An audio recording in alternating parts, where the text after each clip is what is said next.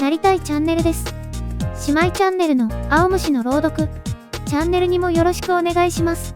魔王学院の不適合者第3章勇者学院編第91話2本の聖剣第92話炎の支配者朗読を始めます。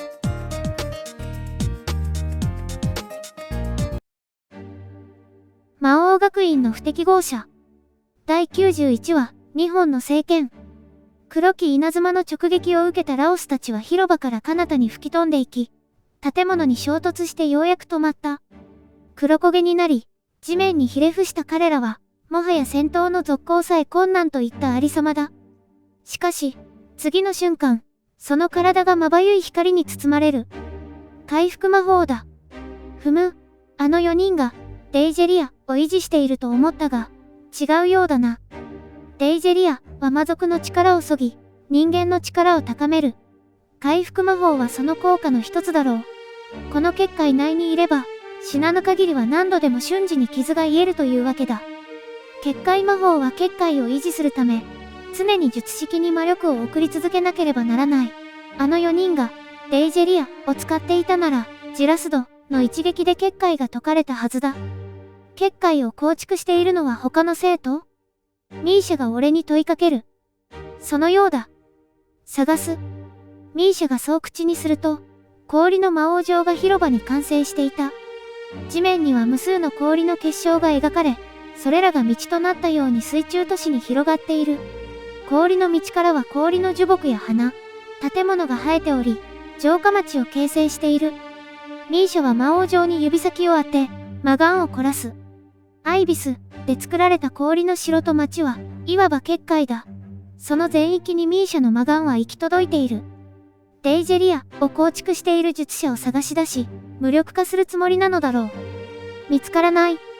ミーシャの魔眼から逃れるとは、なかなかの術者だな。でも、わかった。淡々とした口調で彼女は言う。ジェルガカノンの生徒たちの中で、私から姿を隠せているのは一人だけ。ふむ。さすがはミーシャと言ったところか。ジェルガカノンの生徒の人数と顔を頭に入れていたのだろう。つまり、見つからないその一人が、デイジェリアを作っていると考えて間違いあるまい。誰だ？エレオノール。なるほど。まあ、根源を直接見られるほどのやつだからな。4種類の属性魔法を同時に展開する、デイジェリアを、一人で行使していても不思議はないか。任せて。なかなか手強いぞ。序列はレドリアあのたちより下のようだが、実力まで下とは限らぬ。何せ俺とて不適合者なのだからな。頑張る。ミーシャは左手の指輪を掲げ、氷の城下町に魔力を注ぐ。デイジェリアと魔王城、互いに姿を見せぬ場所で、魔法結界の出来を競うというわけだ。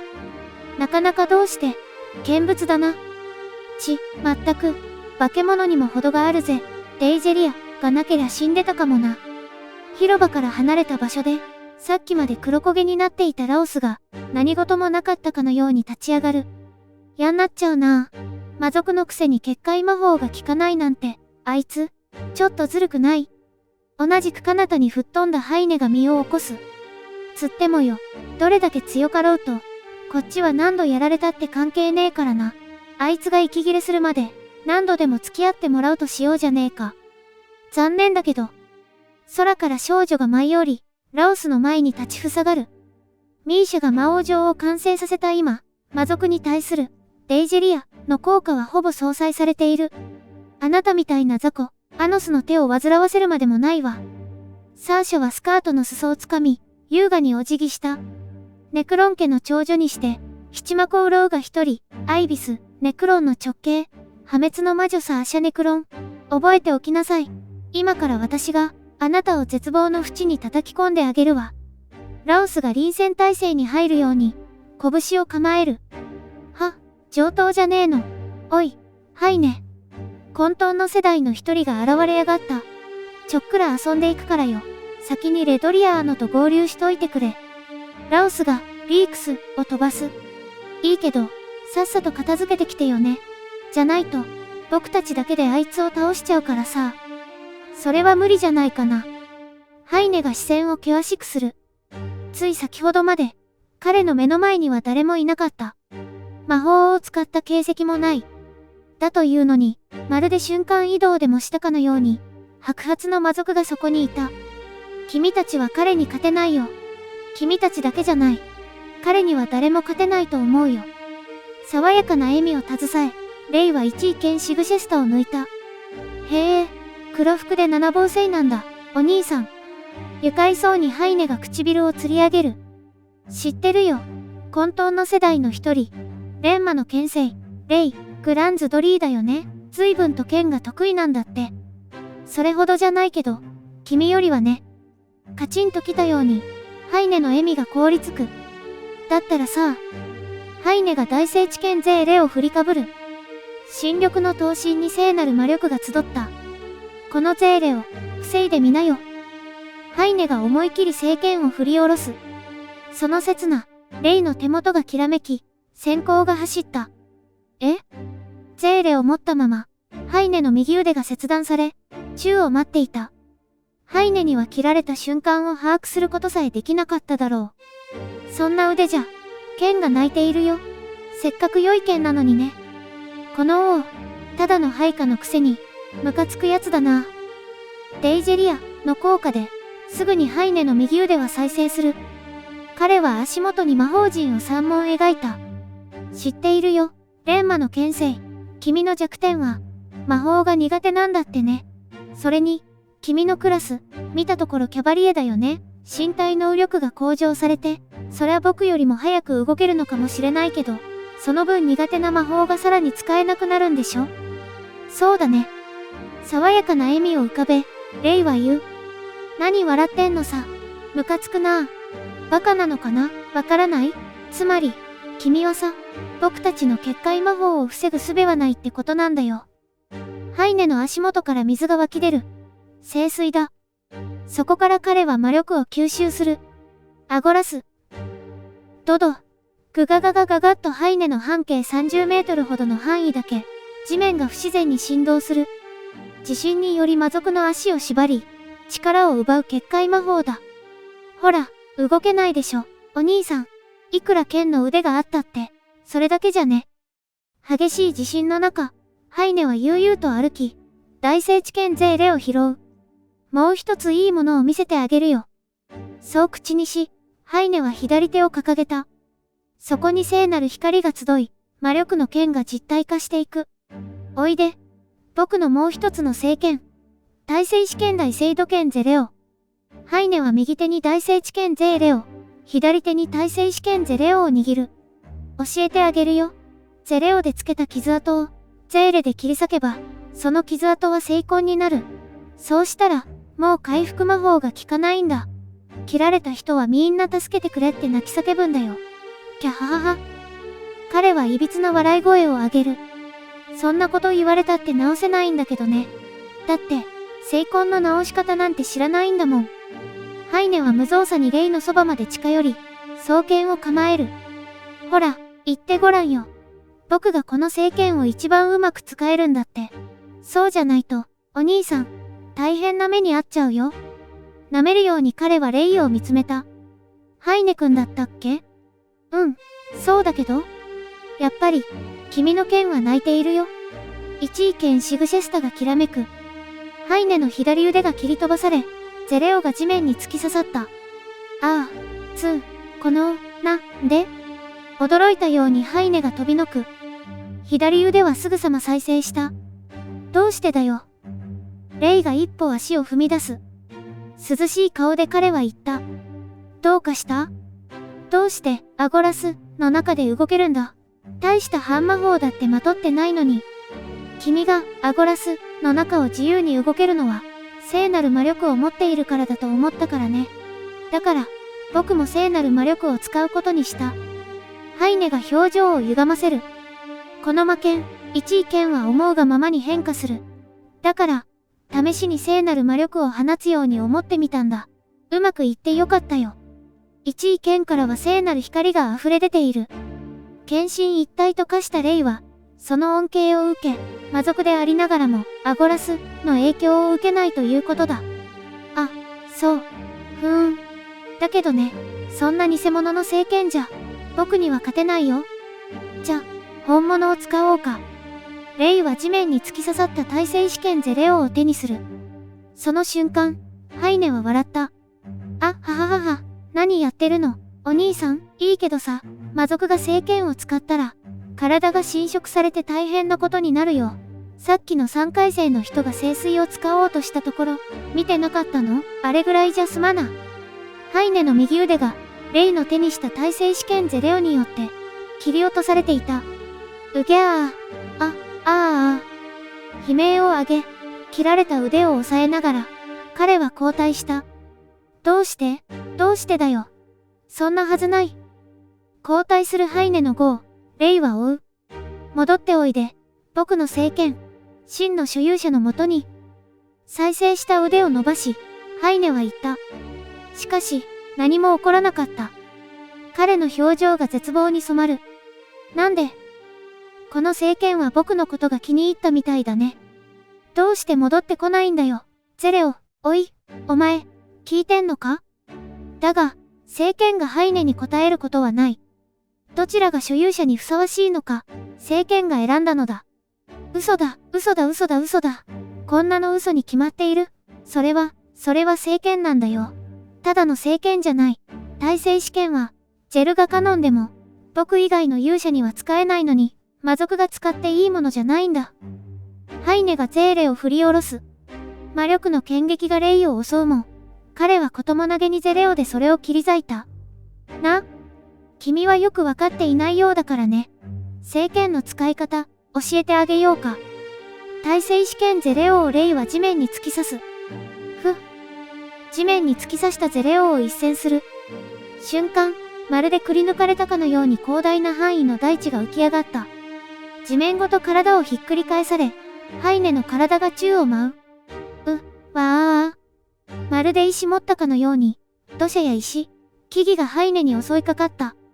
そのどれも耐性試験によって魔力が与えられ、彼は半魔法と魔法障壁でそれを防ぐのがやっとの様子だ。ゼレオにこんな力があるなんて、僕は知らな。ハイネが驚愕したように目を丸くする。レイは一位剣を鞘に収め、代わりに地面に落ちた大聖地剣ゼーレを手にしていた。ゼレオの傷口をゼーレで切り裂けば、回復魔法が効かない聖痕ができる。だったかな。なんでだよ。ありえないよ。こんなのありえないのに。聖剣を2本同時に操れるようになるまで、僕が何年修行したと思ってるんだ。魔族なんかにできるわけが。一呼吸のうちに2本の剣がきらめいた。切り落とされたハイネの両腕に聖痕ができていた。くそー。ハイネは聖痕部分に魔法陣を展開し、腕ごと聖痕を切り落とそうとする。だが、聖痕は傷口に止まらず、みるみるその範囲を拡大していく。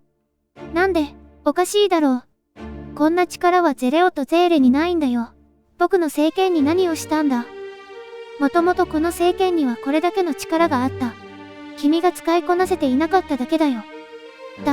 黙れよ。くっそー。こんなはずが、僕が負けるわけ。僕が、魔族なんかに負けるわけがないんだハイネが全魔力を込め、アゴラスを使う。一位剣を鞘に収めたレイは影響を受けるはずだと判断したのだろう。だが、彼が2本の聖剣を地面に突き刺した瞬間、いともたやすく、アゴラスは止まった。これが、正しい使い方だよ。ぐさり、とハイネの体が44本の刃に串刺しにされていた。ギャー。甲高い悲鳴があたりに響く。地面に突き刺したゼーレとゼレオの剣心が、地中で44本に増殖し、伸びるようにして再び地面から出てきたのだ。その傷口はすべて聖痕に変わっていた。回復魔法が効かない以上、デイジェリアの影響下でもその傷が癒えることはない。助け、痛い、治らな。どうして、僕がこんな目に、痛い。あまりの痛みに耐えかねた様子で、ハイネはただただ悲鳴を上げる。おい、お前、降参してやるよ。だから、早く治せ。これはただの対抗試験で、こんなことしていいと思ってるのか？不遜な物言いをするハイネに対して、レイは爽やかな笑みを見せた。残念だけど、僕は魔法が苦手だからね。降参したなら、邪魔はしないから自分で直せばいいんじゃないかな。バカ、できないんだよ。痛いよー。助けてよー。そんなに痛いかな？大した傷には見えないけどね。世の中にはもっと地獄の苦しみがあると思うけど。そんなのどこにあるって言うんだよ。レイはにっこりと笑う。さあ、なんとなくそう思っただけだよ。彼はきびすを返す。去っていく背中にハイネは言った。おい、待てよ。どこ行くんだ。助けてくれ。助けてよー。水中都市にハイネの悲鳴がどこまでも遠く響き渡った。第91話、炎の支配者。広場から離れた水中都市の往来で、サーシャとラオスが向かい合っていた。破滅の魔女ってな、噂によれば、何でも破壊する魔眼を持ってるんだってな。両拳に聖なる炎をまとわせ、ラオスが言う。知ってるのね。それがどうかしたのかしら？サーシャが微笑する。何？俺も聖炎の破壊騎士って呼ばれててな。ぶち壊すのは得意な方なんだ。ちょっくら、力比べをしてみてーと思ってよ。あなたって炎属性の魔法が得意みたいだけど、湖を蒸発させられるのかしら？ラオスが舌打ちし、忌々しそうな表情を浮かべる。アノスには張り合う気にもなれないんでしょ。それで、私なら勝てそうだと思ったから力比べをしたい、器が知れるわ。魔族ってな、どいつもこいつも挑発がうめえもんだな。ねえ、一つだけ教えてあげるわ。にっこりと笑い、サーシャは言った。あなたが度を越して短気なだけよ。うるせえ。ラオスの拳から、聖炎サイファが発せられる。サーシャは軽く手を振り、半魔法でそれをたやすく弾き飛ばした。やるじゃねえの。じゃ、次は半分グレーの力で言ってやろうか。ラオスは両拳を重ね合わせるようにして、そこに魔法陣を展開する。大破聖炎サイフイよ。聖なる炎が8つに割れ、四方八方からサーシャに襲いかかる。だが、彼女はその急所を見抜き、8つの炎の共通する根本に半魔法をぶつけた。魔力の元を断たれ、サーシャの目前まで迫っていた。大破聖炎サイフイよはあっさりと鎮火される。早く全力で来なさいよ。もったいぶるほど、強くもないんだから、力を出す前に死ぬわよ、おバカさん。ラオスがギリッと奥歯を噛む。なんでわかった？あなたが強くもないってこと？ふざけてんじゃねえ？ぶっ殺すぞ。俺が、大破聖炎サイフイよ、で結界を作ろうとしたのがなんでわかったのかって聞いてんだ。サーシャは目を細める。それを敵に聞くのが、本当におバカさんだわ。だと？あなたが言っているのは、聖八炎結界ザガードのことでしょ？ラオスの顔色が変わる。なんで知ってやがる？一度も見せてねえぞ。とサーシャはため息をついた。少しは頭を使いなさいよ。古い魔法は全部アノスに教えてもらったわ。防げるようになるのは苦労したけど、あなたが相手だと楽でいいわね。抜かせ。吐き捨てるように言い、ラオスが地面を蹴った。そのまま一直線にサーシャへ突撃していく。だったらよ、これでどうだ？ラオスが全身に炎の鎧をまとう、聖炎鎧でストアの魔法だ。防御魔法だと見せかけ、そのまま相手を組み敷くことで、魔を封じる結界をなす。捕まえられた魔族は、その力の大半を封じられてしまう。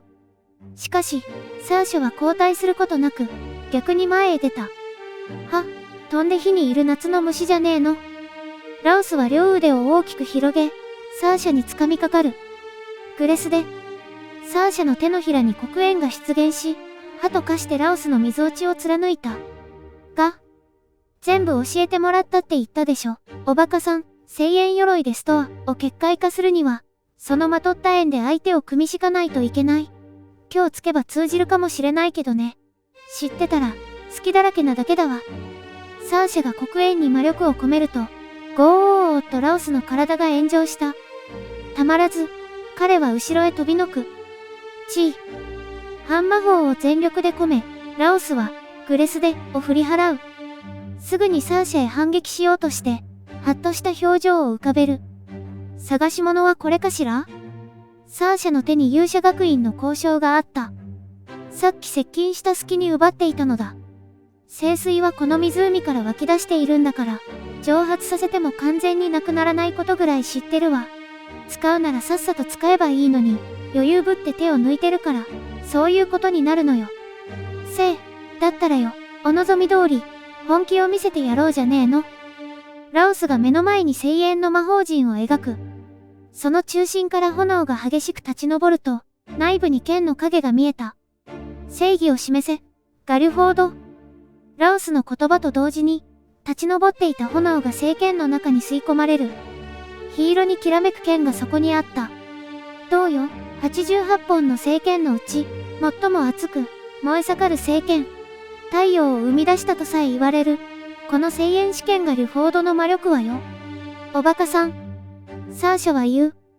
どんなにすごい魔力だって、使い手が台無しにしたんじゃ何の意味もないわ。なんだ、ビビってんのか？サーシャはとため息をつく。あなたがバカだから宝の持ち腐れだって言ってるのが、わからないのかしら？サーシャが、グレスデを発射する。聞かねえな。聖炎試験がルフォードが炎をまとったかと思うと、それを一瞬にしてかき消した。さっきからうぜえことばかり言ってんじゃねえ。戦いってのはな、ただぶっ飛ばせばそれでいいんだよ。聖炎鎧でストアをまとい、ガルフォードを振りかぶりながら、ラオスは猛然と突っ込んでくる。オラー。ラオスが聖剣を振り下ろす。サーシャは、フレス、で飛びのくも、周囲に荒れ狂う聖炎が撒き散らされ、辺り一帯は火の海と化す。サーシャの逃げ場を塞ぐように炎の壁ができていた。取り返したぜ。ラオスは勇者学院の交渉を手にしていた。こいつをわざわざ奪ったってことは、魔法結界を使われたくないってことだよな。サーシャがキュッと唇を引き結ぶと、ラオスは言った。図星かよ。どうだ？バカにしていた相手に、見透かされる気分はよ。ラオスは交渉を握り、魔力を込める。足元から聖水が噴出し、無数の水の玉が浮かんだ。封じろ、ガルフォード。聖水で作られた水の玉が、ガルフォードの聖炎をまとう。それらがサーシャの周囲に漂い、魔法陣を作り出した。それは魔族の力を封じる、強力な魔法結界と化す。どうよ、聖沖炎結界バーディスドの味はよ。まだ魔力が出せるか？動けるか？できねえだろ？ラオスはサーシャにガルフォードの切っ先を向ける。生意気な口を二度とはたけねえよ。派手にぶっ壊してやんよ。彼は地面を蹴る。次の瞬間、口から血を吐き、その場に膝を折った。ガルフォードがドスン、と地面にめり込む。なんだ、一度奪われた魔法具が無事に帰ってくると思ったの？ラオスは自らの交渉に視線をやる。マガンでより深淵を除けば、魔力の波長が変化しているのが分かっただろう。その交渉と、毒呪い汚染ディエヌの魔法を融合しておいたわ。ラオスは体を起こそうと、足を踏ん張る。だが、まるで体に力が入らない様子だ。知ってると思うけど、毒呪い汚染ディエヌは魔力に潜ませる毒よ。それを取り込んだ人の根源を蝕み、体を蝕み、体内の魔力器官をボロボロにする。あなたが交渉を使ったことで、毒呪い汚染ディエヌは聖水を汚染したの。そんな状態で聖水の魔力を使えば一緒に毒まで吸収して、そうなるのは当然ね。魔法具と魔法を融合できる、なんて、聞いてねえぞ。バカね。ネクロンの秘術は、他の魔族にだって基礎しか伝えてないわ。人間のあなたが知っていることが全てだと思ったの？ラオスは地面を這いずり、ガルフォードに手を伸ばす。まだ頑張るのかしら？ルセイ、聖水が毒に汚染されてたって、効果を失ったわけじゃねえだろうが、その証拠にちゃんと、聖沖炎結界バーディスドが発動してる。そいつは、ここ100年で開発された魔法だからな。あの転生者も、おめえも破り方を知りようがねえ。つまり、おめえだって、動けねえはずだ。ラオスの体を聖なる光がまとわりつく。回復魔法だ。損でもって、デイジェリアの中にいる限り、俺たちは何度でも復活する。チッター頑張ったが、どのみちてめえに勝ち目はねえよ。毒呪い汚染ディエヌによるダメージと、デイジェリアによる回復、わずかに回復の方が勝ったか、ラオスの手が聖剣の柄に届いた。彼は聖剣を杖にしてゆっくりと身を起こした。だいたい、動けねえんじゃ破り方を知ってたってどうしようもねえがな。おあいにくさま、魔眼が見えるだけで十分だわ。サーシャの魔眼に魔法陣が浮かぶ。彼女が一別すると、その瞬間、立ち上った炎も、聖炎をまとった水の玉の結界も、ガラスが割れるように砕け散り、消え去った。破滅の魔女の由来、知らないのかしら？なはずは、ねえ、破滅の魔眼で魔法を壊せるなんて、聞いてねえぞ。だから、言ったでしょ。おバカさん。あなたが知らないことは世の中にはたくさんあるのよ。サーシャがその魔眼でラオスを一別すると、彼は途端に血を吐いた。なんだ。これだけ近くで見れば、デイジェリアの魔法だって、滅ぼせるわ。破滅の魔眼は究極の反魔法だ。ラビアーズの時間停止魔法にさえこう嘘の魔眼の力を使いこなせれば、ラオスに働く、デイジェリアの効果を打ち消すことぐらいわけはないだろう。当然、解毒の魔法も彼女が見ている限りは作用しない。がは色相、毒なんて、来たね、真似よ。どの口が言うのかしら？あなたの同胞が、リーベストにしたこと、もう忘れたの？サーシャが魔眼を向けている限り、ラオスは回復することなく、毒呪い汚染ディエヌ、で刻一刻と弱っていく。俺は、やってねえ、あれは、ハイネの、野郎が。呆れたわ。自分がどこに属しているのかぐらい考えて戦いなさい。るっせえな。やってねえもんは、やってねえ、知らねえよ、はあ。ラオスは血を吐き、その場にうずくまる。だったら、あなたの罪を教えてあげるわ。覚えてるでしょ？魔法図書館であなたが言ったこと。冷たい視線をサーシャは向け、怒りを込めて淡々と言った。私の魔王に存在な口を聞いて、ただで済ませると思ったの？ざけんな、んだよ、それぐらいで。破滅の魔眼に魔力を込め、サーシャは冷たく微笑する。万死に値するわ。デイジェリアの効果がますます減衰し、ラオスの全身に黒い斑点が浮かび始める。毒呪い汚染ディエヌに侵されているのだ。くそったれ、覚えて、やがれよ。次に会ったら。次？ふふっとサーシャが笑う。どこまでもおバカさんね。あなた、まだ次があると思っているの？その毒が全身に回ったら、二度と魔法なんて使えない体になるわよ。しょうがないわよね。お宅の学院長も言ってたけど、対抗試験じゃ、たまにそういう事故も起きるもの。お互い正々堂々戦ったんだから、恨みっこなしだわ。絶望を表情に貼り付け、ラオスは力なく言葉をこぼす。待って。サーシャは、破滅の魔眼を彼に向け、微笑した。待ってあげるわ。あなたがそこでのたうち回る様子、目をそらさずに見ててあげる。ゆっくりと弱っていき、毒が全身に回るまで、ずっと。次回は、魔王学院の不適合者。第93話、愛の魔法。第94話、アノス様応援歌合唱曲第3番、絶魔王。高評価、チャンネル登録、お願いします。応援コメント励みになります。ありがとうございます。